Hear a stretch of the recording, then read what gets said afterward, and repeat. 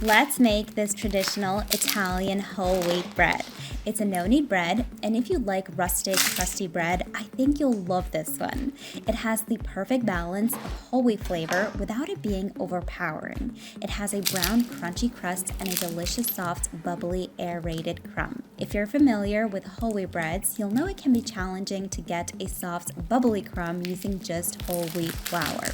This bread is the exception.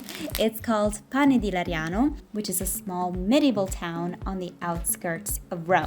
Everyone in Rome knows this bread. Oggi facciamo il pane di Lariano, ovviamente una ricetta adattata per il forno di casa. A while ago, I made another bread from Castelli Romani. I'll leave a link below.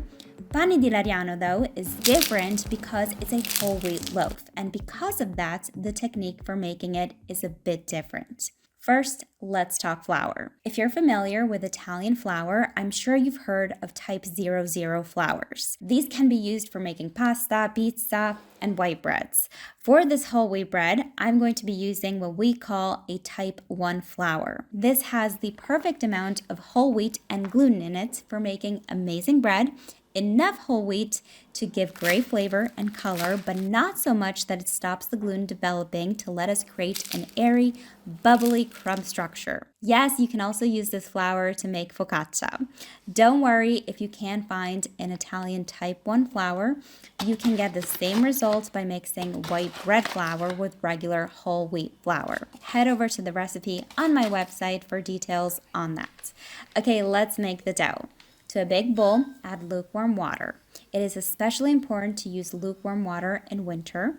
The warm water will raise the temperature of the dough, so the fermentation process will start quickly. Now, I want to address a question I always get, and that is why I mix yeast and salt. Yes, you can let the salt and yeast touch. It is a big misconception that salt will kill yeast. At the most, what can happen if you're using small quantities of yeast is that it might slow down the fermentation.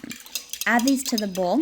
Give these ingredients a quick mix using a fork just to hydrate the yeast so it can start growing. You're going to add the flour and mix until a wet, shaggy dough forms. Now, we've used more water for this dough than if we were making a similar white bread, and that's because whole wheat flour absorbs more water than white flour. So this dough is actually 85% hydration, while my previous white rustic loaf is 70% hydration. Now, if you've never worked with high hydration doughs, you may start to panic as this will look extremely wet and sticky. This is how you want your dough to look.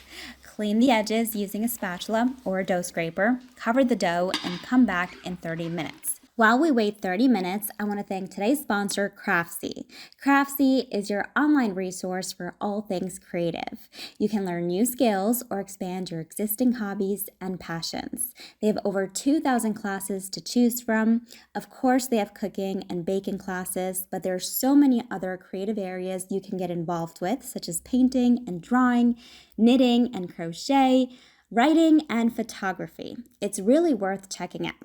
The professional instructors walk you through each technique with step-by-step demonstrations, providing their expert tips and tricks. There's always new classes to choose from, and they also do live streams and live Q&As, which I think is a great bonus.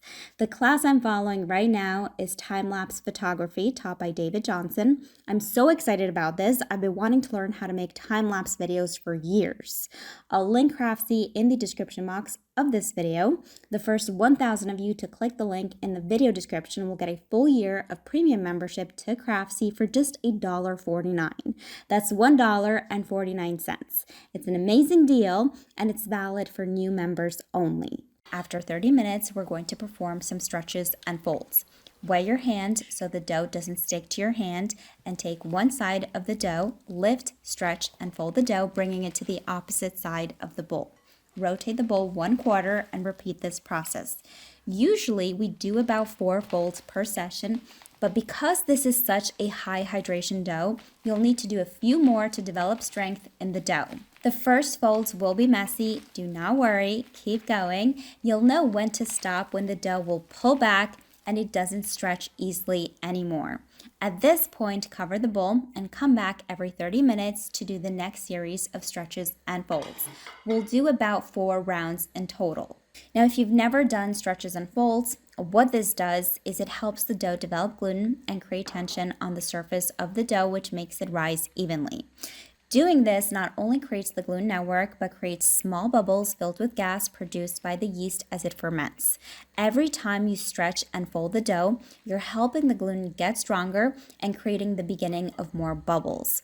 While you're waiting 30 minutes in between each round, the water molecules in the dough are also working to develop more gluten.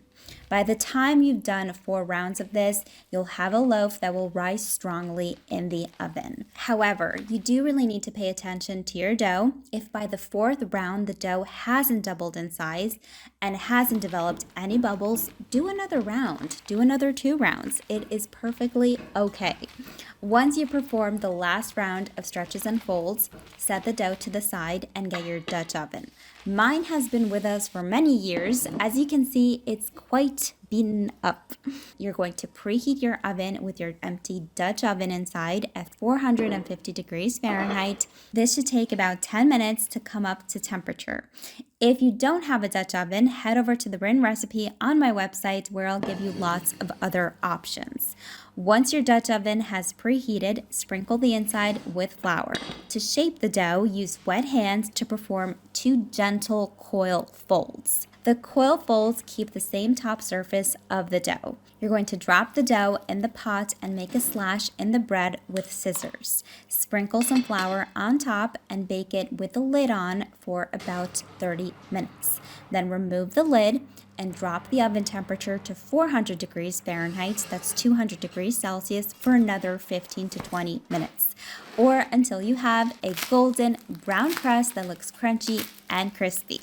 You want to allow the bread to cool for at least 45 minutes before slicing into it. It will still be warm, and there's nothing better than warm, freshly baked bread. I always say this. This is one of the best whole wheat breads out there. The crumb is airy and soft with a crunchy, dark crust. Have this with soup. It's great for sandwiches, or to just enjoy with a little bit of cheese and wine.